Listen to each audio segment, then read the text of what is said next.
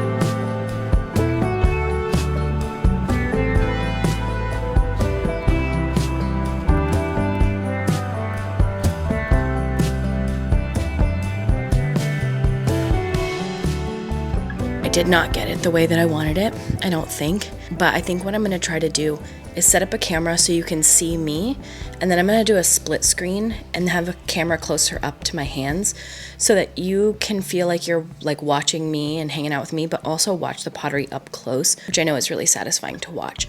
So I'll use this really nice camera that you guys are on right now for the up close shots, so it's really, really cinematic and crispy and good looking.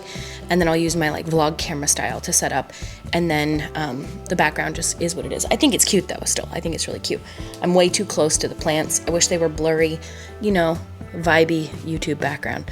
But you get what you get and you don't throw a fit, and it will improve as time goes on. I'll do a little house tour soon since I'm going to be doing videos 3 times a week. I might as well just crank them out. This used to be a bedroom, and this used to be 2 tiny little windows over here, and we had a gigantic window put in here, and we took down the walls. There was like walls over here, and then we put in a railing, so it's open to the downstairs. So this whole entire area is now like an office, is what we call it, the office. I edit my YouTube videos right here, I paint right here, and I do pottery right here. And yeah, it's really cool. I absolutely love it. It's probably my favorite room in the entire house just because it's such a vibe. And I put this giant chair over here in the corner. I'll show you guys. I think you guys probably saw it. It's like that big egg chair, and that's where I sit and do my painting, which you're gonna be seeing some more paintings soon because I've been working on stuff for months.